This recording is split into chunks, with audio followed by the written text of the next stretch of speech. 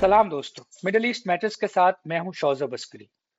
गजा में जारी इसराइल की फौज का जुल्म सितम शायद अब कुछ देर के लिए थम जाएगा, क्योंकि हजारों जानों की कुर्बानी और गजा की मुकम्मल तबाही और आलमी जमीर की तवील बेहिसी देखने के बाद हमास ने बिलाखिर सदर ट्रंप के शर्मनाक अमन मंसूबे की बुनियादी शिक्कों को तस्लीम कर लिया। वो तमाम इसराइली मुगवी, चाहे वो जिंदा हो या मुर्दा, उन्हें वापस करने को तैयार हैं, जिसके बदले में इसराइल भी फलस्तीनी कैदियों को और फलस्तीनियों की लाशों को वापस करेगा। हमास ने यह भी रजामंदी जाहिर की है कि वो गजा के इंतजाम की जिम्मेदारी एक ऐसी फलस्तीनी कौंसिल के सपुर्द करने को तैयार है जिसे अरब और इस्लामी दुनिया की हिमायत हासिल हो। हमास का ये ऐलान अगरचे बहुत से लोगों के लिए गैर मुतवक्के है। मारूफ अमरीकी प्रोफेसर जो बैन अवी तल्लुकात का एक बहुत बड़ा नाम है, प्रोफेसर जॉन जे मेयरशाइमर, उन्होंने जब ट्रंप ने ये मंसूबा अनाउंस किया था तो ये कहा था कि ये हमास के लिए इंस्ट्रूमेंट ऑफ सरेंडर है, ये उनके लिए हथियार फेंकने का एक मंसूबा है।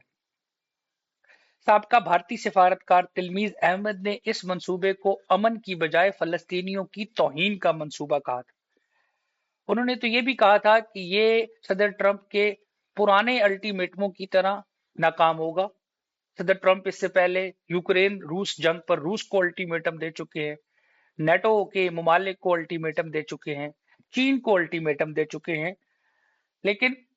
चाहे ये यूक्रेन और रूस की जंग हो, ये चाहे नेटो का मामला हो, या चाहे चीन के साथ कारोबारी तनाजा हो, सदर ट्रंप को फलस्तीनियों से रिटेलिएशन की कोई धमकी या कोई खौफ या कोई खतरा नहीं था। इसलिए ट्रंप ने जब फलस्तीनियों को धमकी दी तो बहुत से लोग ये समझ रहे थे कि ये महज धमकी नहीं। ट्रंप ने जुमे की शाम ये कहा कि अगर हमास ने इतवार की शाम 6 बजे तक तमाम मुगवी इसराइलियों को रिहा ना किया तो वो गजा पर जहन्नुम के दरवाजे खोल देंगे, ऐसे जैसे गजा पर इससे पहले जहन्नुम के दरवाजे नहीं खुले हुए। हमास ने इतवार की शाम 6 बजे तक का इंतजार नहीं किया और ट्रंप की धमकी के चंद घंटों बाद ही तमाम इसराइली कैदियों की रिहाई का ऐलान कबूल कर लिया और ये मान लिया कि हम इसराइली कैदियों को रिहा कर दें। ट्रंप ने हमास के ऐलान का खैर मकदम किया, हमास को खित्ते में अमन का ख्वाहिशमंद करार दिया, उन तमाम ममालिक का शुक्रिया अदा किया जिन्होंने इस डील में उनकी मुआवनत की है, और आखिर में एक ऐसा जुमला बोला जो शायद हैरान कुन था, कम अज कम मेरे लिए तो। उन्होंने कहा कि everybody will be treated Fairlie. शायद ये हमास के लिए बहुत इत्मीनान का बायस होगा कि अगर अमेरिका के सदर ट्रंप फलस्तीनी तनाजे से मुतल्लिक ये कह रहे हैं कि everybody will be treated Fairlie, क्योंकि ऐसा होना अमलन तो दरकिनार कभी कहा तक नहीं गया। गजा के जंग में ये हालिया पेशरफ्त हमास के अपने अंदर एक नए रुझान की अक्कासी करती है, और वो ये कि हमास कोई महज जंगजू तंजीम नहीं है, बल्कि वो एक सियासी कुव्वत है जिसे बैन अवी तल्लुकात की नज़ाकतों का, मज़ाहमती तहरीकों में प्रैग्मेटिज्म यानी अमलियत पसंदी का, और दुनिया में रुनुमा होने वाली जमानो मकान की तब्दीलियों का पता है।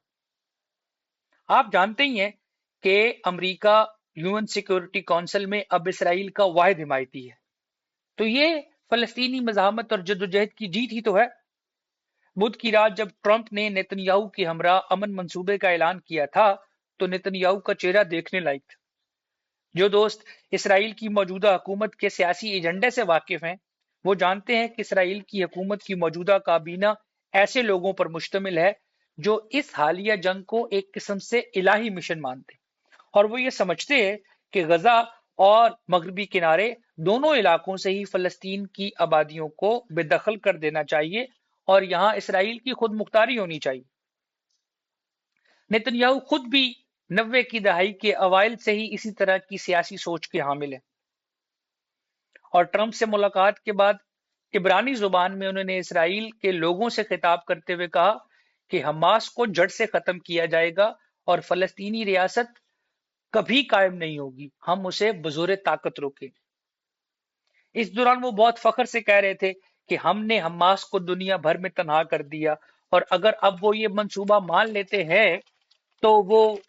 ہماری جیت ہے، اور اگر وہ اس کو ٹھکرا دیتے ہیں تو دنیا بھر میں حماس ہی ہوگی جو امن کی دشمن کہلائے گی، اور پھر اسرائیل آزاد ہوگا کہ وہ غزہ کو جیسے چاہے تباہ کرے اور وہاں کی محصور آبادی کے ساتھ جو چاہے سلوک کرے، اور اس مہم میں پھر امریکہ بھی اس کے ساتھ ہوگا۔ مگر وہ شاید جس ایک چیز کو بھول رہے تھے وہ ان کی اپنی کابینہ تھی جو فلسطینی ہولوکاسٹ اور گریٹر اسرائیل سے کم کسی چیز پر راضی نہیں، اور وہ یہ بھی بھول رہے تھے کہ اگر حماس نے اس ڈیل کو قبول کر لیا تو پھر ان کا اپنا پولیٹیکل فیوچر کیا ہوگا، کیا وہ اپنی حکومت باقی رکھ پائیں گے؟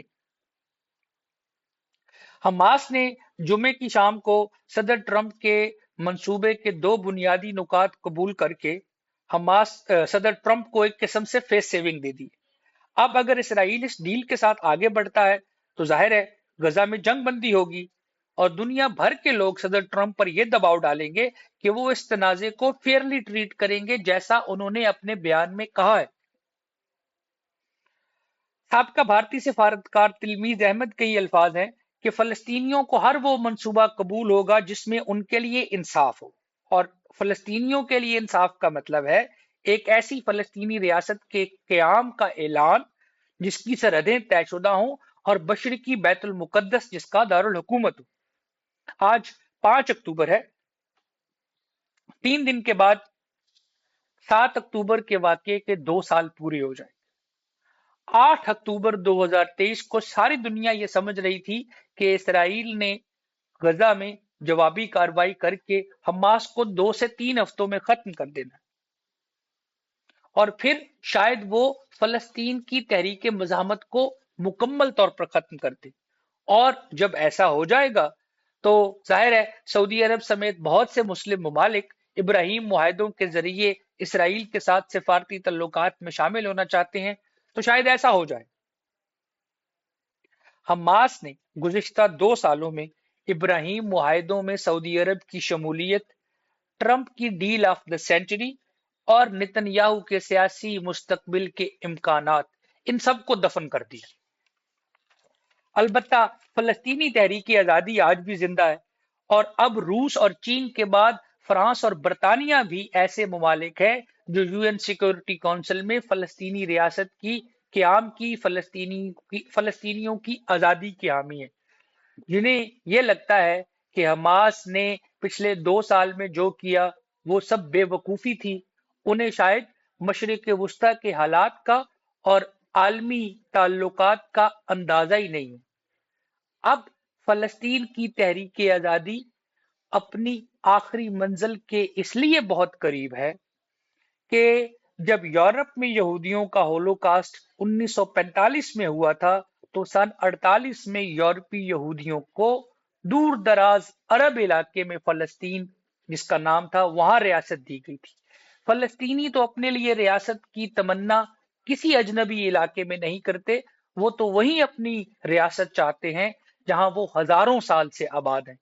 اب وہ منزل کہیں زیادہ دور نظر نہیں آتی۔